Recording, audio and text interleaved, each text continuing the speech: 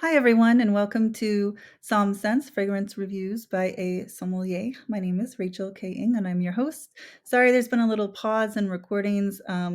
We've had some travel, and then some of us got sick with COVID, and we've had to focus on family, focus on recovery, but all is well. So I'm starting today with a little bit of a fun review. Fall always makes me think of this book. You might know it, The Secret History by Donna Tartt. It's a fun read, right? I mean, it's not super serious literature, but it's a super fun read, especially in the fall season, especially if you've studied the classics, and especially if you went to college in New England, which I did. I went to school in Hanover, New Hampshire, and so this book, The Secret History by Donna Tartt, is a really kind of fun. Uh, it's a fun it's a little bit of a murder mystery. It's centered on a small private college in New England, and uh, the kids like are in this weird almost cult of classic studies, and there's this very charismatic classics professor, and there is a murder that happens, and it's almost like a Greek drama set today where there's catharsis and hubris, and it plays with these kind of older concepts and the psychological and emotional aspects of what happens in a murder. So it's an interesting read. Again, it's fun, and there's a lot. If you love the classics, you adore ancient literature, then it's fun. So I'm going to kind of go through the book and talk about what fragrances I'm inspired, what fragrances this book inspires me to wear, and what I think the characters would wear. So I'm just going to do that really quick, super fun. So the fragrances that make me think of fall, autumn in New England are a couple. There's this one, Clutch by Perfumology, and I believe that the original kind of concept behind this fragrance is driving a classic car with a convertible with the top down, driving through the forest in the autumn, and you certainly get those beautiful like old leather seats. You get a touch of gasoline. You get or maybe leather gloves for driving gloves. You get some beautiful autumn spices and a little bit of smoke in the background, like people burn leaves in the fall. That faint smoke in the background, and it's really a lovely fragrance. If you like car fragrances, this is fabulous. So this one really makes me think of fall in New England. It captures something about driving through the roads in New England in the fall. Another one I love, I don't have a full bottle of yet, but that's definitely on my list, is Zoologist. It's by Pia Long. And it's Zoologist Chipmunk, which is fabulous. It's woody and nutty, and again, just cozy fall fragrance that you could wear every day in the fall and just fit in with your surroundings with all those beautiful, like crisp fall air, all those woody fragrances of beautiful trees in the fall. So those are the fragrances that really put me in New England in the fall. So let's see. There is another setting in the book that's so cool is Julian's office. That's the kind of charismatic professor, and he's this is interesting person. He's met all these famous people, kind of traveled the world, and had these kind of fabulous experiences. When I think of him, I think of like a classic chypre. Like he would wear something very stylish and old world, and so I think of a brand like Grossmith, right, that has a certain amount of cachet. Something like Golden Chypre, which is a great fragrance for the autumn, or something like Saffron Rose, or like one of their classics like Fulnana. All of these are just, sorry, this barely has any left. But so like Golden Chypre, for example, is just, again, gorgeous Chypre structure. This one is very light and very elegant. It's very office appropriate. It's a very light floral heart with a beautiful green mossy woody base and a beautiful citrus opening.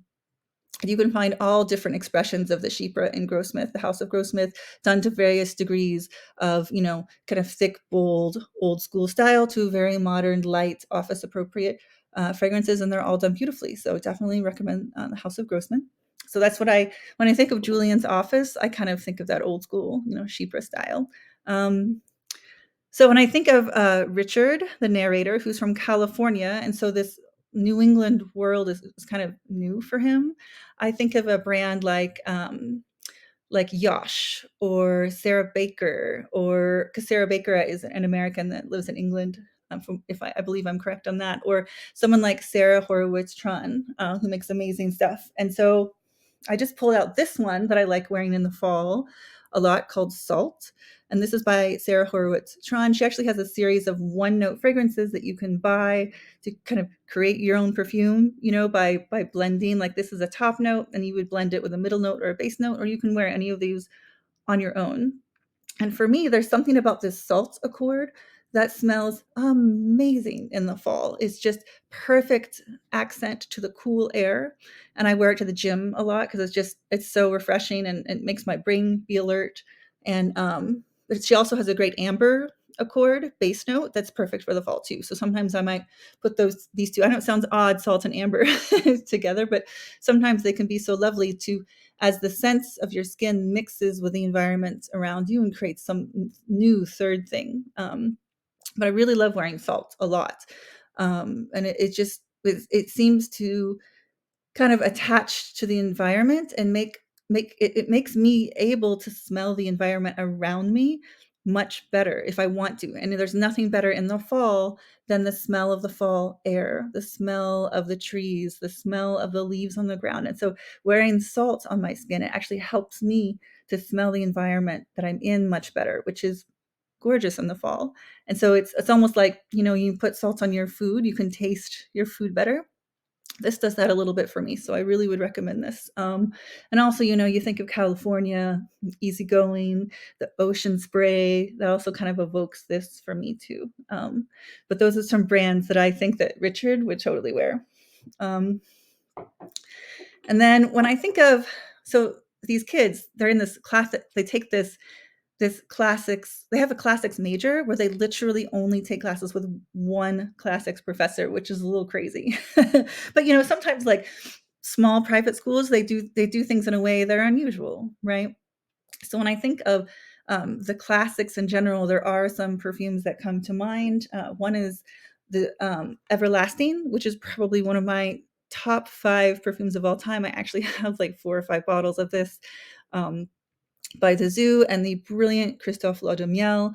This is just absolutely amazing. There's like labdanum in this fragrance. There is actual like the everlasting flower, which is also known as narcissus. It's beautiful. It's one of the most simply complex, if that makes sense, smells in the world, just kind of like autumn leaves, right? It feels like it should be simple, but actually the smell is so complex and so moving and so gorgeous that I always want to have this with me forever for the rest of my life. And I think a lot of the scents in here really do remind me of fall and spring. Those beautiful parts of the transitions of the year where things are where nature is making beautiful transitional fragrance. So this one is a real go-to for me in fall and spring, especially. And something about it just feels classic, feels like it's been around forever somehow, and it's really and connects to something ancient in me. So it's really great. And then another brand that does this a little bit on purpose, connecting to some ancient history and some non-ancient history, is Arist, right? So here's a perfume, Fleur de Lis. So this is actually inspired by a historical event when, gosh, I should have looked this up before I just started talking, but I believe the King of France was meeting with a Prince of France was meeting with a Princess of Spain, and they got married right there on the border, and there was this big celebration, and of course, all the finest foods and fragrances and clothing were all. I think they constructed like a temporary castle even to have this. I don't know if they were married on the site or if it was just like their kind of proper introduction for the first time. I don't know, but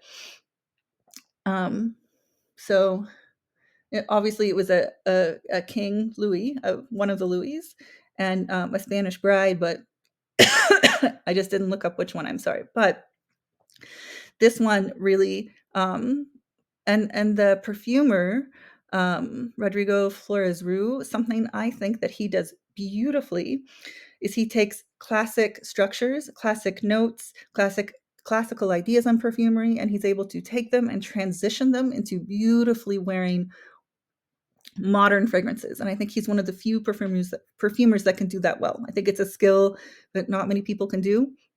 And Rodrigo Flores Rouge does that extremely well. And I think his work for Arist is where you can see it probably best.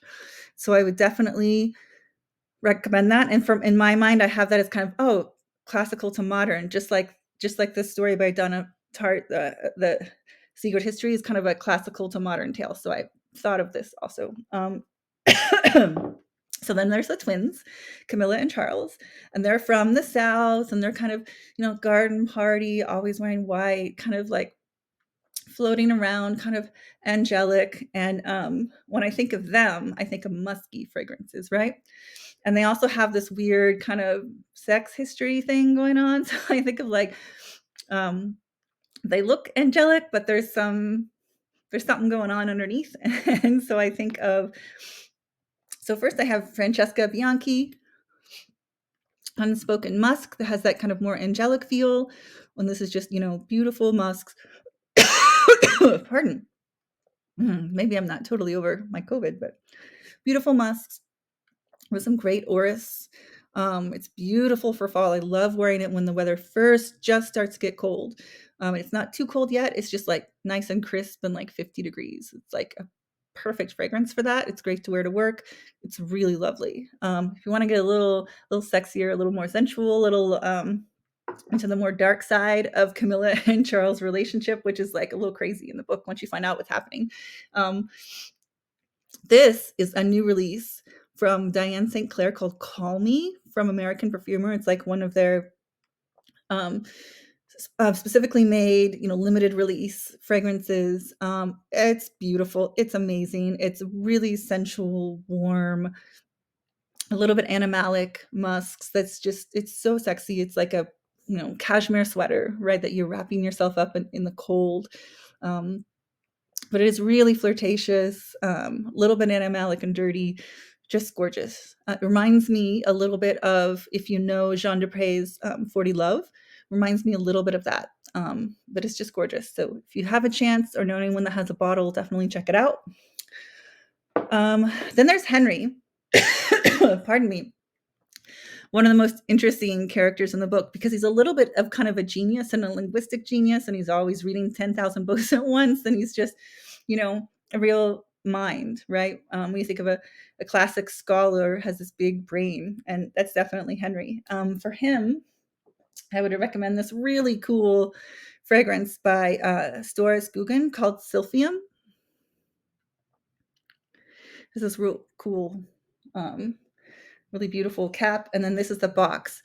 So Sylphium, this brand is brilliant, by the way. Storis Guggen, definitely check them out. They're brilliantly intellectual. The fragrances have real interesting stories, but then the fragrances themselves also smell great, right? So, and that's rare. So definitely check them out.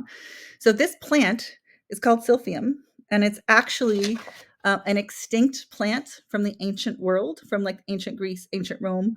It was widely renowned as a spice that people used in cooking, as a perfume, as an herb, and the Roman emperors were crazy about this plant, which originally grew in Syria, in that area.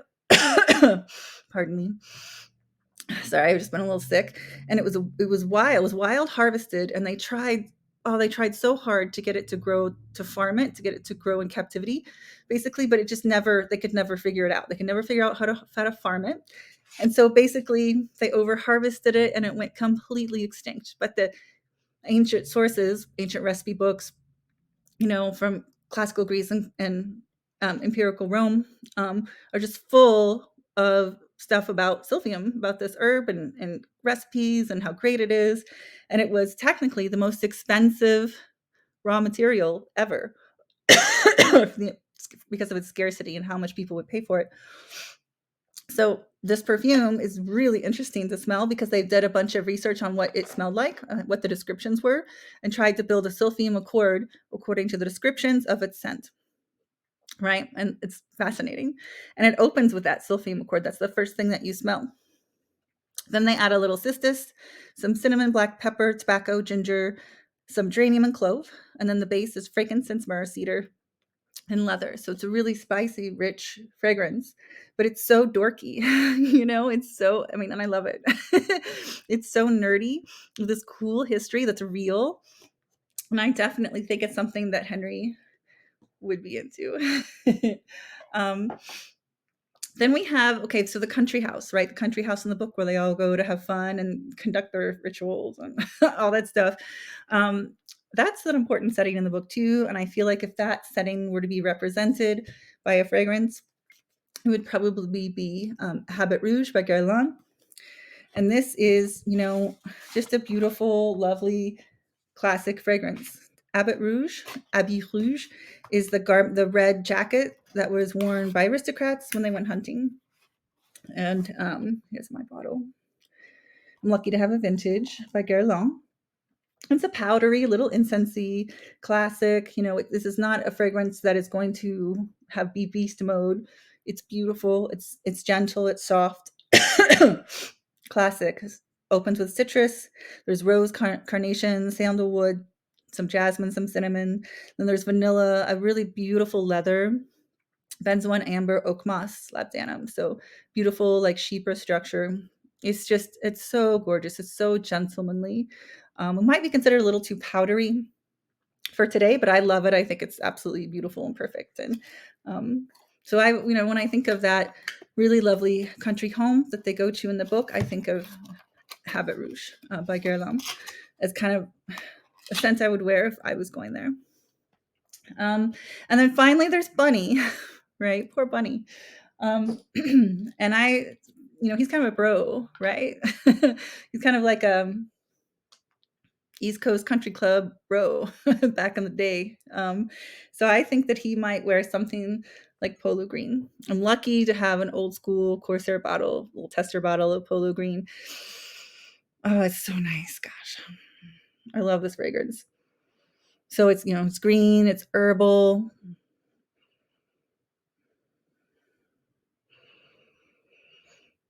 A little bit camphoraceous. Definitely just classic men's fragrance. Can't get better. Can't beat it. I mean, really, honestly. So I think Bunny would probably just wear something like this, something soapy and green and herbal and, very trad, right? He's like a trad guy, which is wonderful. I'm so glad I have it. And yeah, so those are, I don't think I missed any of the characters. I might have. If I did, let me know. But anyway, sorry, I'm still recovering. I have a little bit of a cough, but thank you for stopping by and joining. And this was just some fun thoughts on The Secret History by Donna Tartt, which is just a fun fall read that I just reread recently while I was feeling sick. And I thought, oh, maybe instead of doing my first video back as just like 10 fall fragrances, I might talk about The Secret History because it's a great, fun fall read. All right. Thanks, friends. Bye-bye.